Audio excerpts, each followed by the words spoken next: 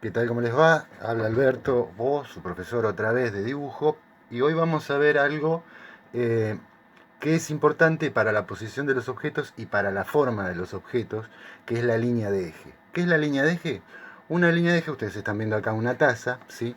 Es una línea imaginaria que yo trazo como corre con la posición del objeto. Es una línea que iría central al objeto. ¿Se entiende? Esto iría por el centro del. Yo lo marcaría por el centro. Obviamente, en un papel lo que haría sería trazar una línea. Esa línea a mí me va a marcar la posición del objeto. Porque esto puede estar de esta forma, puede estar de esta forma, puede estar así, o inclusive puede estar hacia adelante. ¿Sí?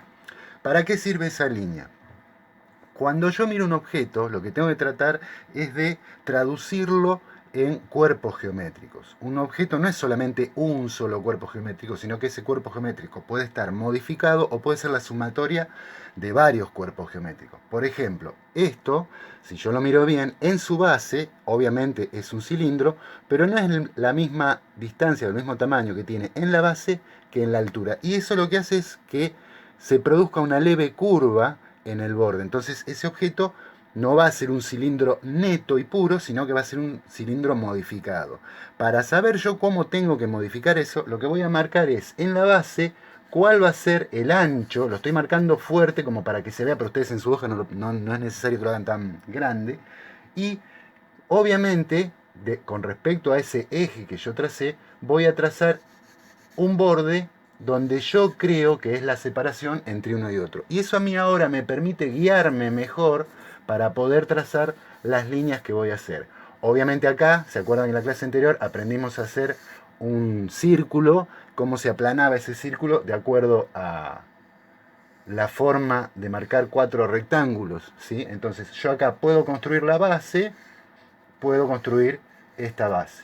Y acá arriba puedo repetir lo mismo, pero ya en la forma que yo tracé. Entonces, acá puedo trazar los cuatro rectángulos y sobre esos cuatro rectángulos tomar la elipse. Y fíjense que ya empieza a aparecer esa forma de taza o la forma del volumen general que yo tengo. Si ustedes se fijan, todos los objetos, cualquiera, van a tener diferentes formas. Por ejemplo, hasta el objeto más sencillo, que bueno, ahora esto ya ha estado dejado de lado, lo pongo acá.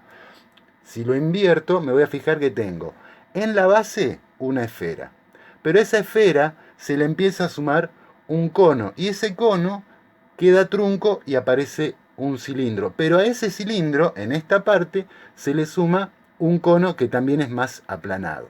Entonces, en base a eso, yo puedo trabajar y decir, bueno, acá voy a tener mi esfera. Esa esfera se le va a sumar un cono. Voy a dibujar el cono para que ustedes lo vean. Ese cono que queda trunco va a tener un cilindro y ese cilindro a su vez va a tener otro cono. Entonces ahí yo ya empiezo o me ayudo para ir captando la forma de esto.